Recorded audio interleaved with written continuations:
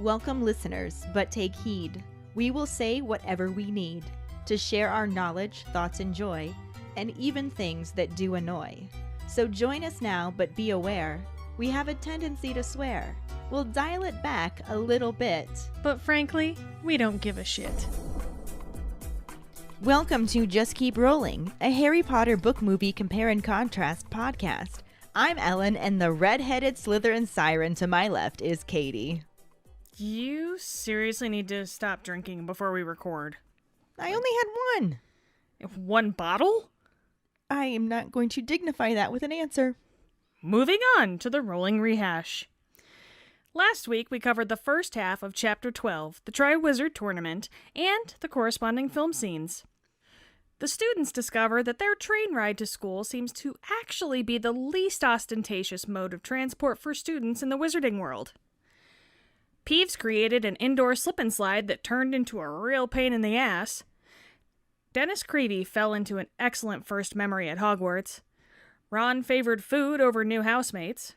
The Sorting Hat unveiled the fruits of its year-long shelf retreat.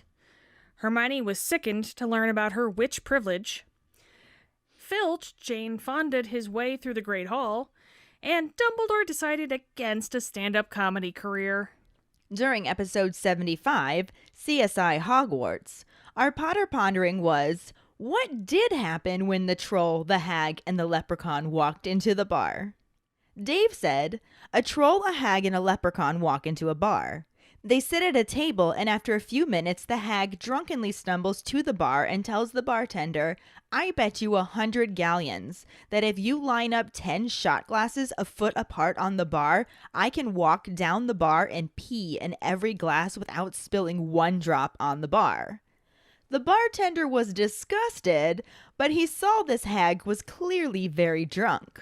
So he replied, I normally don't pay no mind to what drunk old hags say, but I'm not one to ever turn down free money. There is no way you can do that. I'll take that bet. The bartender sets up the glasses, and the hag jumps up on the bar, lifts her skirt, and waddles down the length of the bar while peeing. She stumbles with every step, stepping on some of the glasses, and almost falling off the bar multiple times. All the while, the pee goes everywhere. On the bar, on the stools, on the floor. Some even hit the bartender, who is roaring with laughter as barely a drop lands in any of the glasses. I told you you would never be able to do that, you old hag, he roars between his guffaws. Now pay up, that's 100 galleons, holding his hand out expectantly. The hag stands up, straightens her skirt and cloak, jumps down off the bar nimbly as a fairy and sober as can be, laughed a great big laugh and says, gladly, and starts skipping towards her friends. The bartender asks, why are you so happy? You just lost 100 galleons. The hag turns to him and said, I just bet each of these two morons 500 galleons that I could piss all over your bar and you'd be happy and laugh about it. Well, that was interesting. To say the least. Yes. Max said, the bartender says, sorry, we don't serve supernaturals here. The troll and the hag turn to leave, but the leprechaun stays put. The bartender asks, didn't you hear me? No supernaturals. The leprechaun looks up and says, I'm not a leprechaun. I'm Charlie fucking Weasley, and this is why you can't see me in the films. Very nice. Diana said, the bartender says they look like they've had a long day and asks what they're drinking. The troll says it's been a long day plowing fields and asks for a large butterbeer. The leprechaun agrees that it's been a long day plowing fields and asks for a butterbeer as well. When the bartender turns to the hag, who is looking particularly rough even for a hag, and asks her if she's all right, she looks at the bartender and says, I'm Fields. Give me a large fire whiskey. That one might be my favorite. Yeah, I'm not even gonna lie. I think Diana gets the gold star for that one. Oh, Diana, we love you so much. And we owe you a happy birthday message because it was like last week. It was a while back. We kind of suck. And we actually did record it, but due to my computer breaking, it didn't make it in the episode. So we want to shout out Diana right now. Happy birthday. We love you. Happy birthday. Sorry it's belated. We love you so much. Mwah. Mwah, mwah, mwah. Yes. Quincy, Carly, and Dave all had a similar punchline. Quincy said, a troll, a hag, and a leprechaun walk into a bar. Ouch. Carly commented that he stole her joke, and Dave added on that the villa behind them ducked. Gotta love a classic. Right? Jackson said that the credit for this goes to a poster on Reddit. A troll, a hag, and a leprechaun all walk into a bar, and none of them has so much as a nut between them to buy a drink. I bet I can get a drink in spite of not having a coin to me name, the leprechaun says. Promptly, he walks into the bar, produces a cauldron full of fake gold. Barkeep, he yelled wildly, give me a flagon of your finest mead. What sort of fool do you take me for? Shrieks the barkeeper. I know that'll disappear by morning. Be off with you before I have you brought up on charges of fraud. The leprechaun went dejectedly back outside again. Now you'll see how it's done, dearies, the hag cackled, before charming herself to look like a gorgeous young witch. Into the bar she walked, batting her eyes alluringly at the barkeep, and simpering sweetly. He did indeed seem quite taken with her. That was until... Might I have a bottle of your best fire whiskey, lovey, she said. But the voice was not the piping soprano of a young girl, but the loud croak of the hag that she was. Get out, you old prune, the barkeep yelled, cottoning onto her trick, and also possibly because his wife is giving him dagger looks from across the room. Well, none of us is getting a drink tonight, said the hag with a shrug, the leprechaun nodding in agreement. But the troll pointed to himself, then at the bar, and grunted. You really think your stupid self is getting a drink when we planned out everything so pat and got nothing? The leprechaun laughed. This I have to see. The troll walked into the bar and murmured quietly while pointing to the ale. When the barkeeper shook his head, the troll took out his club, knocked him unconscious with one blow, and walked back out the door with a cask of his best ale. This only goes to show the best strategy is to speak softly and carry a big stick. Robert says the credit goes to MuggleNet for this one. A leprechaun, a troll, and a hag all went into a bar. Benny, said the bartender to the leprechaun, I warned you three not to come back here after the last time. Took me weeks to clean up after all the mischief you caused. Oh, but it's Floss's birthday, said Benny, pointing to the hag. She smiled and showed off her one good tooth. Give us a quick pint and let Troll and me sing to her. Then we'll be on our way. Cross me heart and hope to die. The bartender was a soft-hearted and rather soft-headed man, and so he did as Benny asked. No sooner had they finished their drinks when a fight broke out over who should be allowed to give Floss a birthday kiss. The troll and the leprechaun wrestled like they were caught in devil's snare and broke a remarkable amount of glassware. The bartender tried every spell he knew to stop them, but nothing worked. Truth to tell, he was not a very good wizard. Meanwhile, Floss the hag stood by, grinning, and looked quite pleased with the celebration in her honor. After a lengthy brawl, the troll had the advantage. He towered over the quaking leprechaun, ready to smash an enormous beer barrel over the poor fellow's head. Oh, for pity's sake, said Floss, who was also an accomplished witch. Aloha Mora! With a wave of her wand, Floss opened the sealed barrel, dumping a lovely golden brew over the troll, and quite possibly saving the leprechaun's life. Floss! Cried the leprechaun. Let me thank ye with a wee kiss. But the hag shook her tangled tresses of hair and refused him. You see, I'm the one she likes, shouted Troll. He somersaulted to his lady love and tried to gather her in his great arms. But in a blink of a cyclops' eye, the hag disapparated, and her companions fled. Once again, the bartender was left with a dreadful mess to clean up. His wife, who had witnessed the whole affair, heaved a sigh and began to mop up the ale. Well, my dear, she said, at least we've learned 2 important lessons. What's that? Said her grumpy husband. He was in no mood for philosophical musing. Obviously, the wise and alarmingly cheerful woman continued, a Benny saved is a Benny spurned, and a rolling troll gathers no floss. I made you read the punny one. You suck. But Robert says his personal favorite is a troll, a hag, and a leprechaun all go into the bar, and the bartender asks... Sorry. A troll, a hag, and a leprechaun all go into a bar, and the bartender asks, what'll it be today, Umbridge? That one's hilarious. That was a good one. These are all great. My love to Diana, but that might...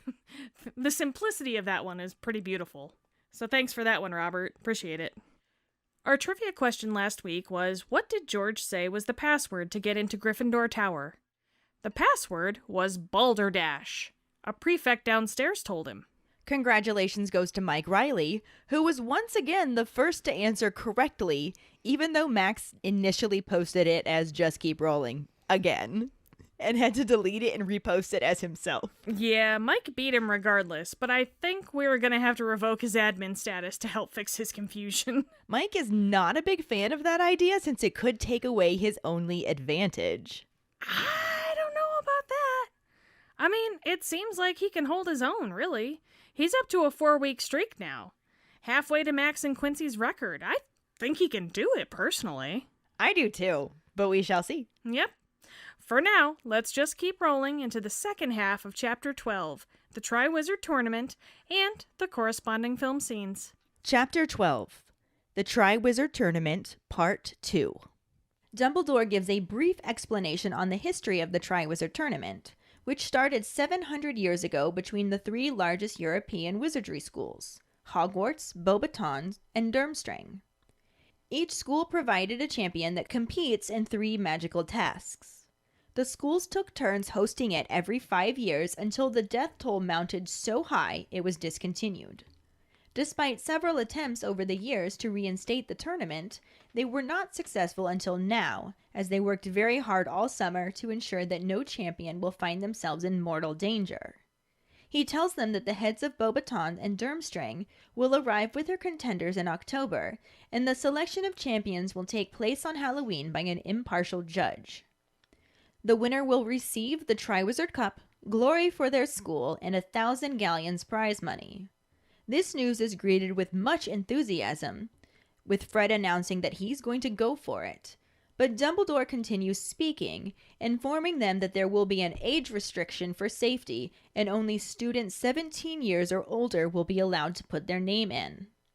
This greatly upsets the twins as Dumbledore finishes off his speech, reminding them to be courteous to their guests when they arrive and supportive of the Hogwarts chosen champion before sending them off to bed. Fred and George insist that it isn't fair and the age limit won't stop them from trying to enter. As they leave the Great Hall, they reckon an aging potion might do it. Harry wonders about the impartial judge, and Hermione reminds them that people have died, though this doesn't seem to concern the twins.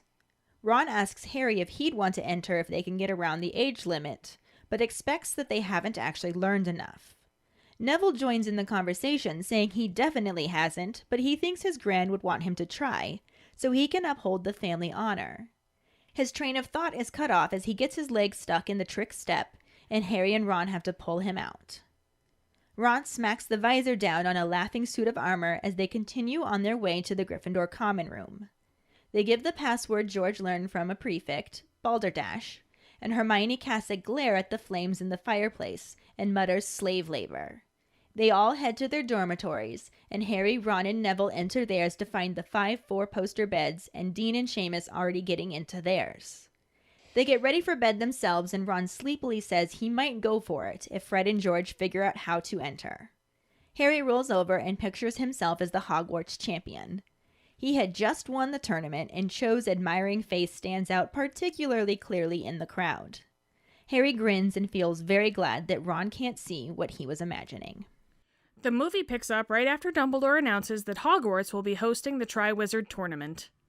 As some of the students begin chattering excitedly, Dumbledore goes on to explain that the tournament brings together 3 schools for a series of magical contests where one student from each school is selected to compete. Dumbledore makes it very clear that if chosen, that student stands alone, and these contests are not for the faint-hearted. He says they will get more into that later and asks them to join him in welcoming the lovely ladies of the Beauxbatons Academy of Magic and their headmistress, Madame Maxime. The double doors open and a group of girls dressed in blue sashay into the great hall and up the middle aisle. They pause a couple of times to sigh and then shimmy forward and gracefully release butterflies from nowhere before prancing off and lining up on either side of the front of the hall. The camera cuts to a very large woman regally following the girls down the aisle as Seamus comments on how that is one big woman. In front of her is the star of Beauxbaton, a beautiful blonde girl who twirls her way up the aisle alongside another girl doing gymnastics. She stops and strikes a pose as the gymnast takes her hand and they both bow to applause. Dumbledore kisses Madame Maxime's hand and returns to stand next to his podium, where he introduces their friends from the north, the proud sons of Durmstrang, and their headmaster, Igor Karkaroff. The music changes to the same intense Bulgarian theme from the start of the World Quidditch Cup, and a group of young men enter dressed in dark brown, some with fur jackets. Each are carrying a staff that they bang on the ground, creating sparks as they grunt and march forward to the beat. They stop in the middle of the aisle and twirl them around before running forward to the front of the Great Hall, with one of the boys performing his own gymnastics. The camera cuts back to the doors as a surly-looking young man clad in brown fur enters the Great Hall. He is closely followed by Mr. Filch and a bearded man in white with a brown fur collar and hat. Ron immediately identifies the grumpy wizard as Victor Crumb as they march up the aisle. A Durmstrang student ends their entrance with a fire-breathing trick that turns into a fiery bird before disappearing. Dumbledore opens up his arms and Igor greets him with a hug. The scene cuts to a foot stepping in a puddle and the camera zooms out to reveal a shadowy man holding a staff in a rainstorm outside the Hogwarts castle. He begins to limp towards the school and the scene cuts back to the Great Hall, where Karkaroff is pouring wine as he and Severus Snape exchange unfriendly looks. The camera pans over the head table, showing Madame Maxime informing Professor Dumbledore that her horses have traveled a long way and will need attending to. Dumbledore assures her that their gamekeeper Hagrid will take good care of them. Madame Maxime then addresses Hagrid directly to let him know that they drink only single malt whiskey. Hagrid is so enchanted by what the large woman is saying that he doesn't even realize it when he sticks his fork into Professor Flitwick's hand. Flitwick sets his goblet down, pounds his fist on the table, and pulls the fork from his hand as he calls Hagrid an idiot. The camera angle changes to a shot in front of the head table where 4 men have set up a large golden tower. Filch waves them off as Dumbledore approaches it and declares that he would like to make an announcement. He begins speaking about eternal glory awaiting the student who wins the Triwizard Tournament by surviving 3 extremely dangerous tasks. The Weasley twins think this is wicked, and Dumbledore continues talking to share that the Ministry is imposing a new rule, and introduces the head of the Department of International Magic Cooperation, Mr. Bartemius Crouch. As Mr. Crouch begins to step up, the man from outside in the rainstorm enters the Great Hall from a door behind the head table. His wet hair clings around his face, which is fitted with a magical fake eye. He steps back as lightning strikes, and the enchanted ceiling begins to rain, causing people to scream.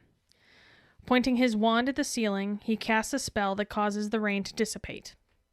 Ron recognizes the grizzled man as Mad-Eye Moody, and Hermione asks, "Aleister Moody, the Auror." Dean Thomas asks what an Auror is, and Ron explains that an Auror is a dark wizard catcher, saying half the cells in Azkaban are filled thanks to him, though he's supposed to be mad these days. Moody limps into the hall, his magical eye scanning the room and zeroing in on Harry. Dumbledore greets his old friend, thanking him for coming, and he criticizes the ceiling before hobbling over to the side of the hall and taking a swig from his flask. Seamus wonders what he's drinking, and Harry says he doesn't think it's pumpkin juice. Moody's magical eye gives a little spin as he settles against the wall, and Mr. Crouch addresses the crowd. He says that after due consideration, the Ministry has decided that no student under the age of 17 will be allowed to enter the tournament. This is met with jeers from the students, particularly Fred and George, who declare the news to be rubbish. Dumbledore steps forward and yells for silence. The hall immediately settles down, and he then points his wand to the golden tower, which magically disintegrates, revealing a large golden goblet that immediately erupts with blue flames. As everyone looks on in awe, Dumbledore explains that the Goblet of Fire is where people will enter to possibly be chosen for the tournament, by putting their name on a piece of parchment. They must put it in the goblet before that hour Thursday, and if chosen, there is no turning back. He declares that the Triwizard Tournament has officially begun. The camera focuses on the blue flames and zooms in, filling the screen. So we had to divide this book chapter and movie section in half because there was just so much that happened between the two. So much that barely corresponded, too. I mean, it runs parallel, but there are some huge changes. Huge changes. Huge, seriously. Last week, we left off right after Dumbledore announced the Triwizard Tournament would be held at Hogwarts. Yep.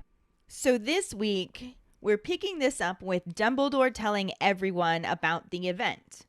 In the book, he explains what the Triwizard Tournament is for those who aren't familiar with it. And I love that he's just like, some of you may already know this, so just like let your mind wander. Yeah.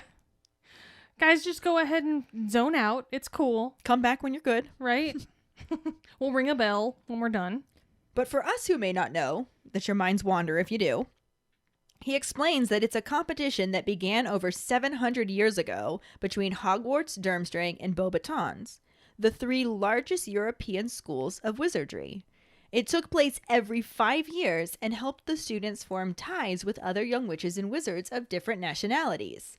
And then it was discontinued because the death toll grew too high. I mean, that sounds like a lot of family fun to me, right there. I don't know. It seems like maybe a good reason to discontinue something. Sign my ass up. I'm ready to die. Yep, it's a good day to die.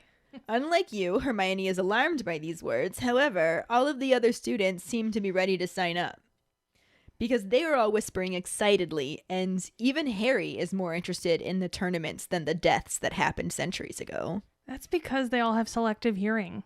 They hear tournament. Tournament. Oh my god. Especially the Gryffindors. They're like, holy shit. Right. Well, that and death can be so abstract that I don't think it always clicks for people. Mm-hmm. Especially not kids. I was saying, not to mention you're doing it in a school, and like, kids always think they're going to live forever. Right. You're like, oh, I'm never going to die. I'm never going to die. Yeah. Even if other people have died, I'm never going to die. But in this case, people have actually fucking died. Right. And they should be scared, but they are not. Especially not the Gryffindors. Mm-hmm. Dumbledore tells them that there's been several unsuccessful attempts to restart the tournament over the years, but the Departments of International Magical Cooperation and Magical Games have spent the summer setting the tournament up to ensure that no champion will be in mortal peril. Wonder how that worked out for them. We'll get there. I mean, there's a whole book about it, so. Yeah. He continues, telling them that the heads of Beauxbatons and Durmstrang, along with their selected contenders, will be arriving in October, and the selection of the 3 champions will take place on Halloween. Well, that's an excellent time to do it, I suppose. However, we're going to do it way earlier in the movie. Right now, bitches! Because instead of telling them that they will be arriving, they just show the fuck up. Because why not? Dumbledore asks them to join him in welcoming the lovely ladies from Beauxbatons and their headmistress, Madame Maxime, and the girls of Beauxbatons flutter into the great hall. They randomly stop to sigh and gaze longingly at nothing while sparkly butterflies erupt from their breasts, and the fuck is going on here? Madame Maxime saunters down the aisle like the den mother of a brothel, while Seamus marvels at her size in the rudest way possible. That's one big woman. Oh my god, Seamus, you can't just call women big. I mean, he just did. This scene also first introduces us to Fleur, though not by name. She's just the blonde girl who gets the spotlight up the aisle, next to another girl who we figure is her sister Gabrielle, doing gymnastics. Because all of this makes complete sense, obviously.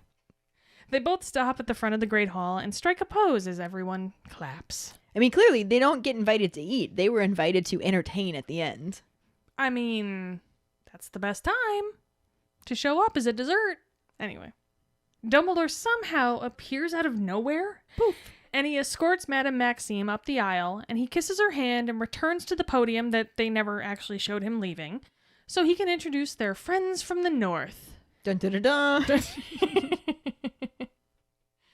Do you feel that wave of testosterone coming? Because it's coming. It's intense. It's Durmstrang shows up in their brown uniforms looking like roided out Oliver Twist characters. You are all about the Oliver Twist characters in this movie. I mean, you tell me what they look like. Just saying. We get more of that intense Bulgarian theme as they grunt and bang sticks on the ground in a show of toxic masculinity. Especially since in the book, not only were they not introduced at this point, but also they weren't an all-boys school. Girls can study the dark arts and grunt while banging sticks on the ground, too. I agree. Wasn't there boys in Beauxbatons as well? Yes. Yeah, okay, so what the fuck? I dislike that whole premise right there, if I'm being honest. It's very irritating. Mm-hmm. But as they perform their own masculine gymnastics / breakdancing, for whatever reason, the attention is drawn back to the door as the headmaster, Igor Karkaroff, enters with none other than grumpy Victor Crumb.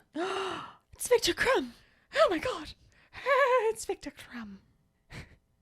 After a boy breeds a very masculine, fiery bird, because that's what they were going for, I'm assuming, the Durmstrang entrance is complete, and Dumbledore greets Karkaroff with a hug. Because that's the most masculine thing you can do. Real men hug. They do. Brothers don't shake hands. Brothers gotta hug. This is also where we have a deleted scene, actually, which is really cringy. It's so cringy. It's so cringy. It's basically everyone singing the Hogwarts song. And it's so bad. I kind of like that they were originally going to include this. Just since it wasn't included in Sorcerer / Philosopher's Stone when it actually happened. Mm-hmm. But they still didn't do it the way they had in the book. I just... It was supposed to be cringy in the book. Yeah. Like they literally had everyone singing it to a different tune. Yeah. This was cringy for an entirely different reason. This was legit cringy, and it makes me dry heave a little bit. I can understand why they cut it. I'm so glad they cut it. I will never say that probably ever again in regards to these movies, but I am so glad that they cut this out because it was just terrible. And then they all start waving their arms like there's a kindergarten teacher in front of them doing hand motions to say what they should be fucking doing. And so bad. And I mean, it was a little bit entertaining how into it Crabbe was. Yeah. But True. it also, I don't think Book Crabbe would have been. No. So I agree. It was just one of those things where like it was another bout of comedy that they were trying to include. Mm-hmm. And like I said, I appreciate its existence since it was supposed to be in the first one. See, I feel like it would have fit better in the first one. And I think it would have as well. But I also really wanted to hear them try and sing it all to the different tunes. Mm-hmm. Agreed. Like, if you're going to make it cringy on purpose. Yeah. I do love the look that Beauxbatons and Durmstrang share with each other. Yeah. Like, the fuck is this? We brought gymnasts and fire. Yeah. Y'all are singing some stupid ass song and waving your hands? They were probably trying to get rid of the Raxperts. They were like, man, thank God we ate on the boat. Right.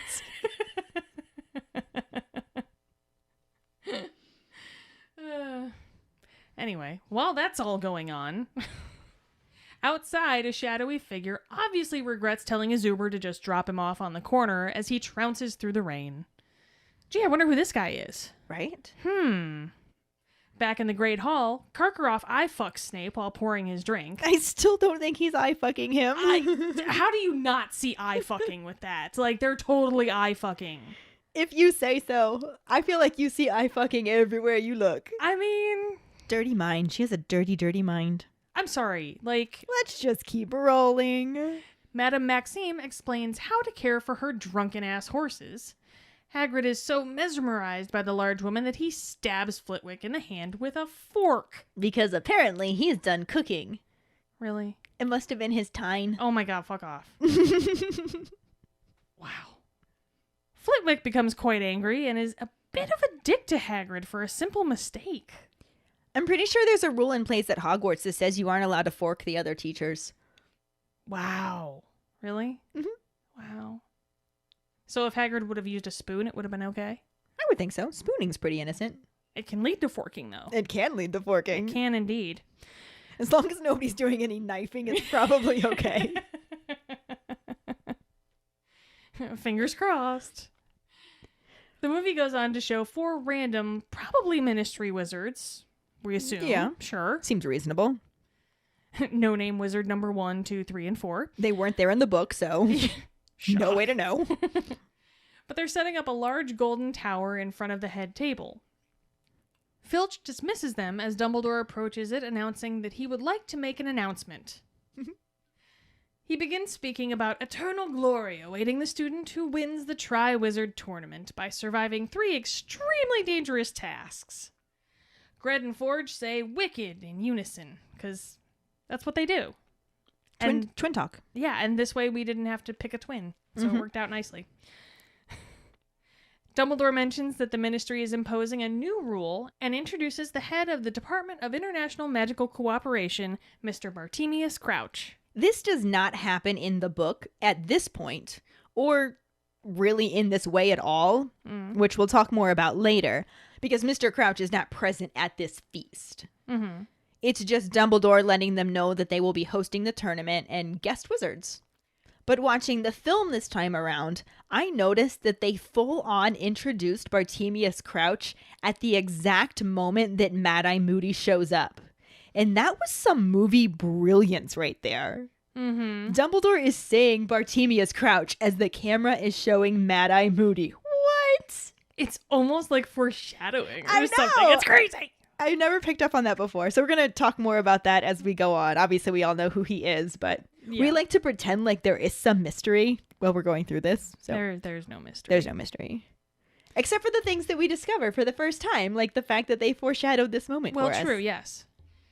As the real Mr. Crouch begins to step from behind the table, we get a dramatic entrance from the grisly rainstorm man through a door behind the head table. So this is the Moody interruption that we talked about earlier from the book.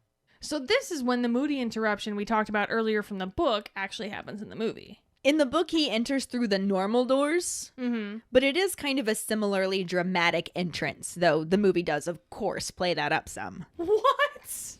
Movie doesn't play things up. You're just being silly now.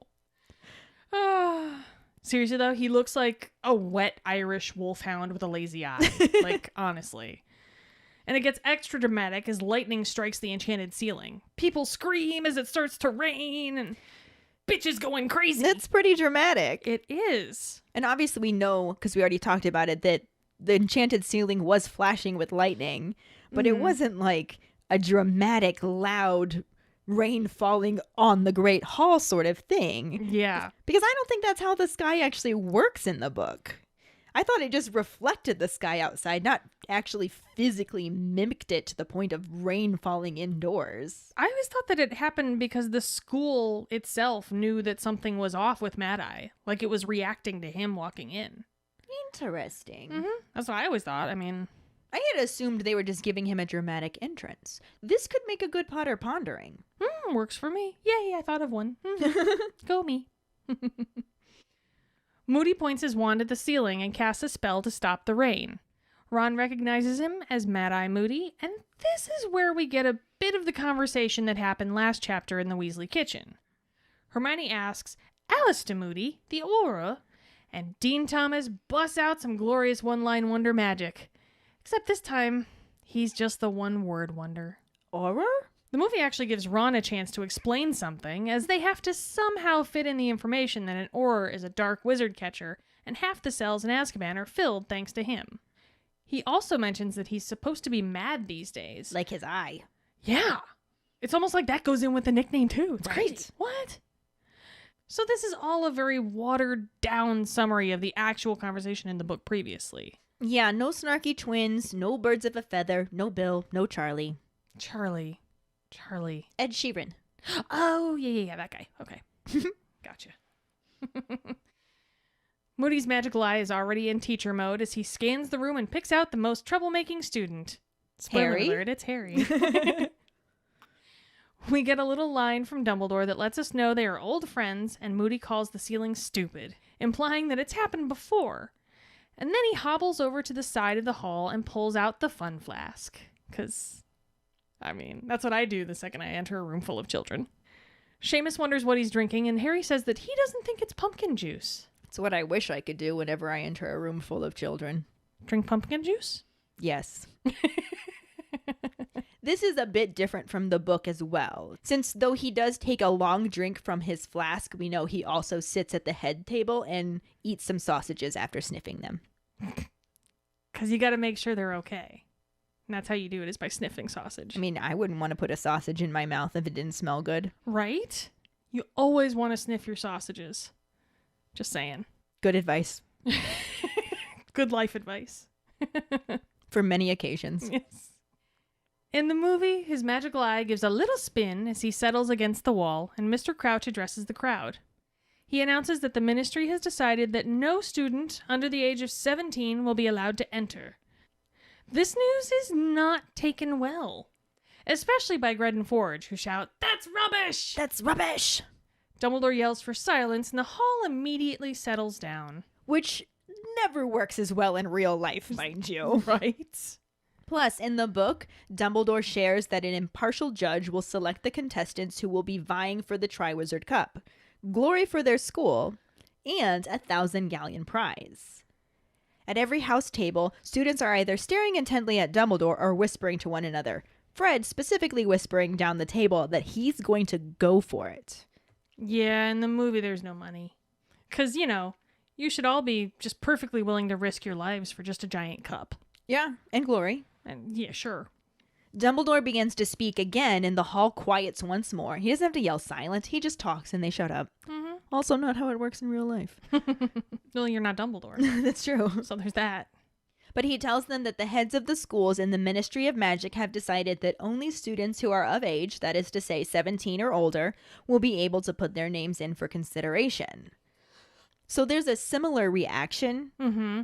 Fred and George don't yell out, "That's rubbish," but they're not happy. I mean, they might have been thinking it. Probably. We just don't know. Then, instead of yelling for them to be silent, he just speaks over the students who are making noises of outrage at this bit of information and explains that the task the contestants will be facing will be difficult and dangerous and more than likely beyond the ability of the younger students' skills, as he glances knowingly at Gred and Forge. I mean, but if that's the case, then the cup wouldn't pick them anyway, right? Not necessarily. It could be about their heart. In the movie, Crouch melts down the stacked hat boxes to reveal a big gold goblet with blue fire coming out of it. And that's pretty badass, I gotta say. Yeah. Like, I bet it has a really cool magical name or something. Like, huh? What's that? It's just called the Goblet of Fire. Well, that's a fucking letdown. Couldn't have been more creative than that. Just the Goblet of Fire. Missed opportunity there, guys. Oh my gosh, that's the name of the book. Harry Potter and the Missed Opportunity? I meant Goblet of Fire, but Oh, okay. that's the 8th book. But he says that if they wish to enter, they must put their name in the goblet before this same time Thursday, and if chosen, there is no turning back. The Triwizard Tournament has officially begun. The camera zooms in on shots of Cedric, Fleur, and Harry. But I doubt that's for any reason in particular, and this is where the movie scene ends anyway, so. As usual, the book chapter goes on a bit further. Dumbledore says that he expects all of them to extend every courtesy to the representatives from Beauxbatons and Durmstrang when they arrive in October, because they aren't there yet. But they're right there, I just talked about it. They just showed up. That's not how it happened in the book. Oh. He also says that he expects them to wholeheartedly support whoever is chosen as the Hogwarts champion.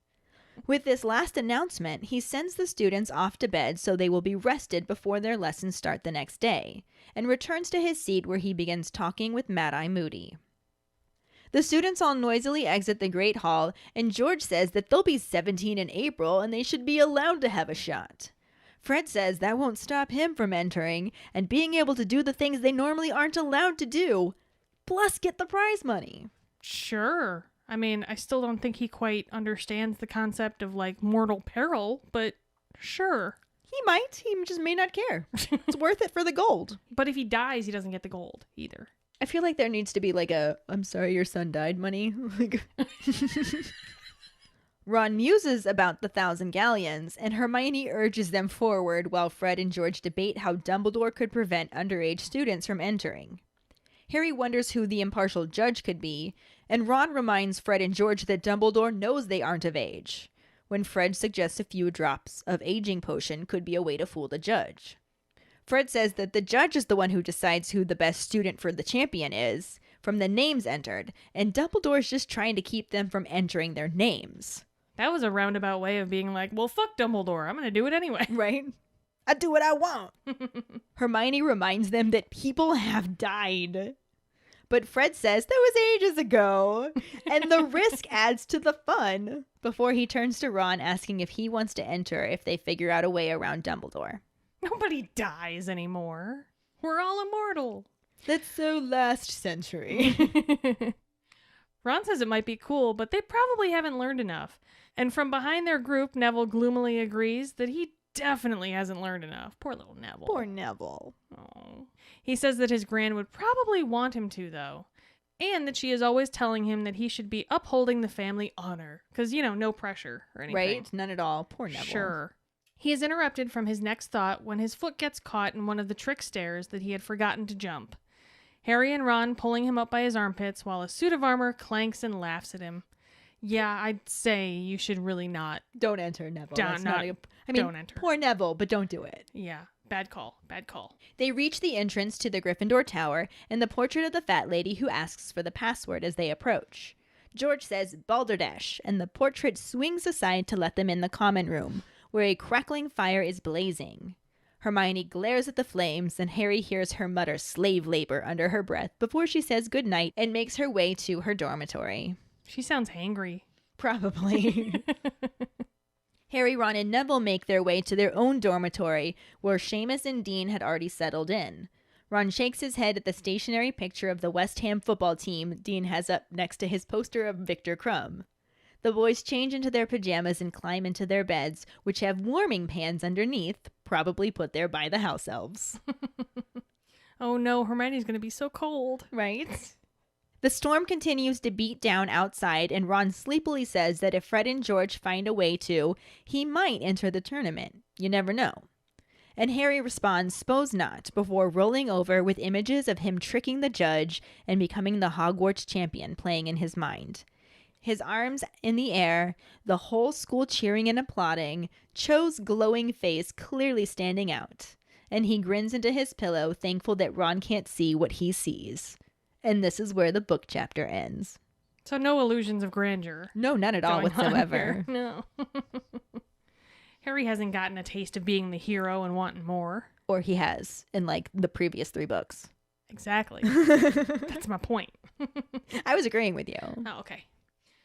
But this will bring us to our new and returning actors section, and there are a fuckload. This is where everybody gets introduced, pretty much. Oh my lord, there's so many friggin' actors. We are only talking about the ones that were actually speaking. Mm-hmm. So we'll make sure to get to the rest as they have speaking parts, plus we'll probably end up expanding upon some of these. Sure. The first one was Devin Murray as Seamus Finnegan. And I love little Devin Murray. He's so cute. I know you do. He's such a little sweetheart. I just want to pinch his cheeks. He also didn't do a ton. He didn't. He is able to differentiate between small and big, though. We discovered that. I mean, that is a fantastic kindergarten level attribute. Well done. I do love how he delivered that line. Yeah. I'm not a huge fan of the line, but that's obviously not Devin Murray's issue at all. Right. That's obviously not Devin Murray's issue at all. Right. But yeah, I do love that's one big woman. Oh my God, Seamus. I mean, that's pretty true, too. Yeah. You can't just call women. You shouldn't. That shit's rude. Should not. You also shouldn't be like, oh my God, you're too skinny. And just don't do it. Everybody's perfect how they are. Sure. Moving on. We also saw Warwick Davis as Phileas Flitwick. I love Warwick Davis. Yet again, we've talked about him before. The only thing is I don't like how angry he gets at the fork. I know he just got stabbed by a fork, but I don't... Okay, so I don't have an issue with his level of anger because that shit would hurt. Yes. I do, however, have issue with him calling Hagrid an idiot. That's what I mean. Okay, so we're agreed there. Yeah. Yeah, I agree he should have been mad, but the fact that he's like, you idiot! That's just... It seems very unFlitwick-like. Yeah. Because he knows that Hagrid did not do that on purpose. Yeah. Hagrid had just never seen a big woman like that before. Right? So, speaking of big women, we had Frances de la Tour as Madame Olympie Maxime. She's amazing, can we just say. You know what? Not how I was picturing Madame Maxime. Mm-hmm. But after seeing it, I was just like, I'm on board. Yeah. Oh, definitely. Yeah. I don't want to keep using the big analogy, but she filled the role so well. That was one big woman. It was one big woman. She had the very, like, sophisticated, elegant air about her. Yeah. That almost goes at odds with her size. Yeah. Which is why she was amazing. Yeah. I feel like it would be hard for anyone to pull that off. To be, of that size and to be going, oh, my horses only drink single malt whiskey. She spoke very daintily for her size. She did. She really did. She pulled it off very well. I also love the fact that she called him Dumbledore. Dumbledore. Professor Dumbledore. Dumbledore. Yeah. It was adorable. I'm looking forward to seeing more from her as we go through and talking about that. Mm-hmm. Yeah, me too. We also met Predrag Bielak as Igor Karkaroff, and if I completely butchered his name, I am so sorry. I did my best. That was a good try, I have to say. Probably, maybe. But he was exactly how I pictured Igor. We didn't really get a lot of action from him at this point, but... He stalked into the room. He seemed very foreboding. Very much like a dude who runs an all-boys school in fucking... The North. The North, yes. He wasn't supposed to be running an all-boys school, but... In this case, he was. His presence was really good. Yeah. I don't think we got much more from him at that, so we'll end up talking about him more a little bit later. But first impressions, thumbs up. Yeah, definitely. We also saw Brendan Gleeson as Alistair Moody. Is he? Or Alistair Mad-Eye Moody. Mad-Eye Moody. Or is he? Dun dun dun. Brendan Gleeson he's a phenomenal actor. Mm-hmm. He really is. I gotta say, most of it was like the makeup and making him look all scarred up, and like he's been through some shit. Yeah. And that came off really, really well on screen. But it was also just his curmudgeonly attitude. He had a hell of a growl in his speak. Mm-hmm, he did. And I think we should talk more about him in his later scene when he's teaching, because it gives us even more of that. How he is as Mad-Eye Moody in the grand scheme of things. Mm-hmm. Yeah, it definitely showed much better watching him do the teaching part of it than just watching him walk into a room and aim his wand at something. Yeah. But so far, so good. Yeah. Again, good first impressions. All of the actors in this section really did have more of a, cameo, more than an actual part to play. It was introduction time. Yeah, so we got to meet a bunch, and we'll see more of them and talk a little bit more of them. I think we'll just end up organically working that into the episode as we're on that scene with them, though. So we're just going to briefly mention each here, and we have one left. Yeah. Which is Alfred Enoch as Dean Thomas. Our one-line wonder. Our one-word wonder. Yeah, one word. Poor guy. He said "r" well, considering did. how we talked about that's not a fun word to pronounce. So good on him. It's a terrible word to have to pronounce. Right? And I'm so mad that that's all they give him. I know. He had so much potential. They're going to bring in some random kid that's not part of the series and give him lines. Mm-hmm. And because we're going to see that kid again, but they can't give Dean Thomas any actual lines. Of course not. Why would they? It's ridiculous. No. Actually, that goes to every director. We could run through them all with a fist in the air. Yes, exactly. But yeah, those are our actors. And we love them. I honestly, there aren't really, because the closest I get to not liking an actor is Michael Gambon. And that's not his fault. Remotely, well, it's not entirely his fault. Yeah. I still say he should have read the books. However, I think it was kind of a perfect storm of badness. Yes. Of bad ideas. Yeah. But yes, I agree with you there.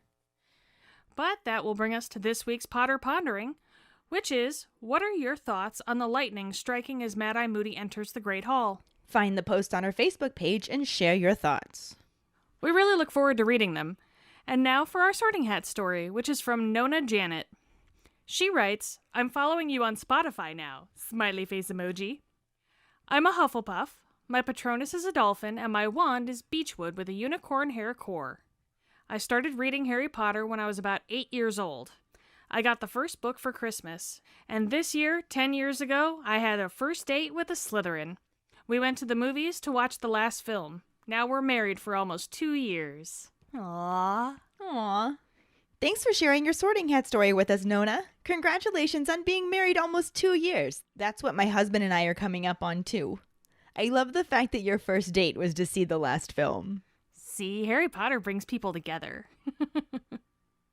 And if any of you other keepers out there listening would like us to read your Sorting Hat story on a future episode, you can email it to us at justkeeprolling@gmail.com. Let us know your house, wand, Patronus, how you got into Harry Potter, and anything else you might like to share with us. You can also just message us on social media. That'll bring us to this week's trivia question, which is, what did they call Mr. Weasley in the Daily Prophet article that Malfoy reads out loud? The prize for the first one who responds with the correct answer and the code word #CompleteNonentity will get a sticker. Another way to get a sticker is to rate and review us through iTunes. If you don't have an Apple account, then you can write us a recommendation on our Facebook page. Make sure to email us at justkeeprolling@gmail.com to let us know you did, and we'll get back to you to figure out which sticker you want and where to send it. Don't forget to find us and follow us on Facebook at JKR Podcast and Twitter and Instagram at Just Keep Rolling. Following us on Podbean at justkeeprolling.podbean.com will get you the episode as early as possible and give you a leg up in answering the trivia question. You can also go to our website at justkeeprolling.com to check out our Just Keep Rolling and Harry Potter related merchandise for sale.